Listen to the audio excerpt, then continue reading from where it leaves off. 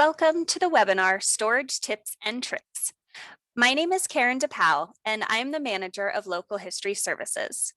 During this brief webinar, we're going to take a look at how to store museum collections. Although we all strive to store our objects in the best possible ways, it takes both time and money to accomplish that.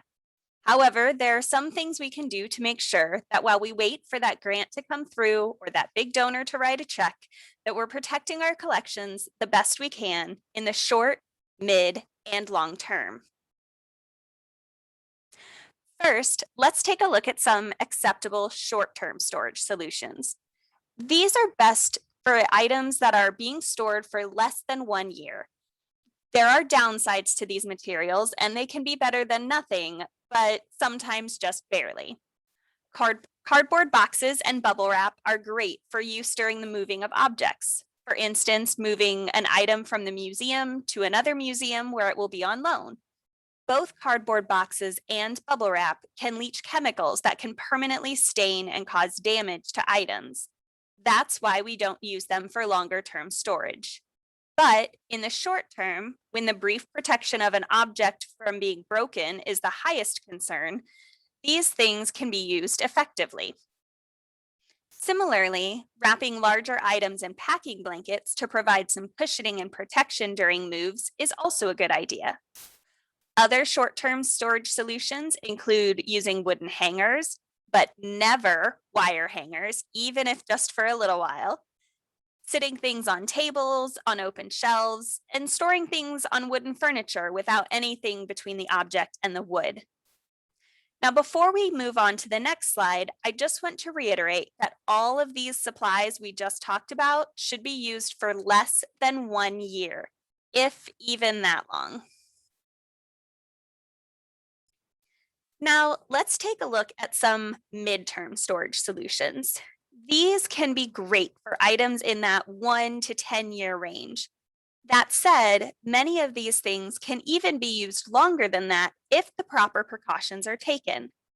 These types of storage items can be great when you're waiting for the money and time to put long-term storage solutions into place. First on the list are Sterilite tubs.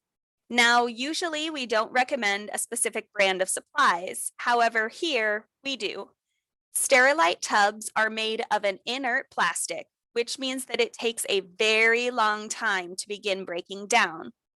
These tubs can be great when used properly.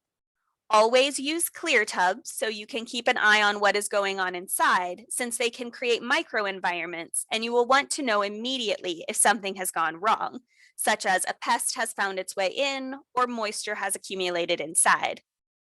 Tubs can be used unsealed so air can circulate, or they can be sealed and the humidity inside regulated through the use of silica gel packets. These tubs can also be great, if sealed, to protect items during an emergency situation, such as a water leak.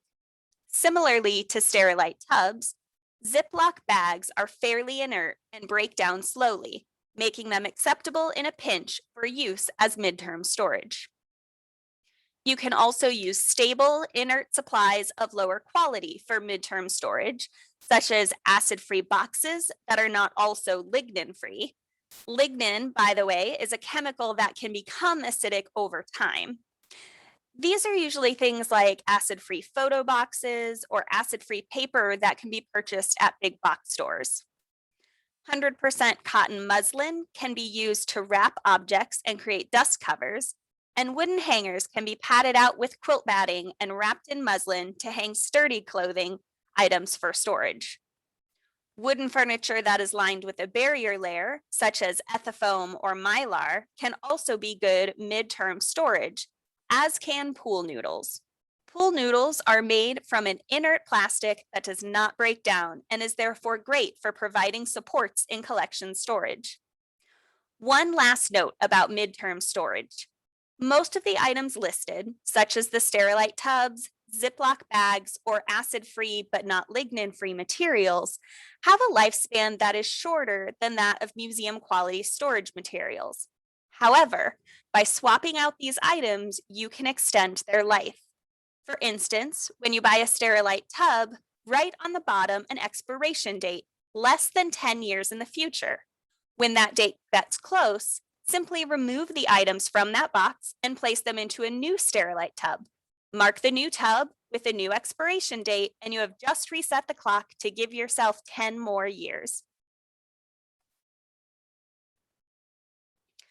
Finally, let's take a quick look at the best items to use for collection storage.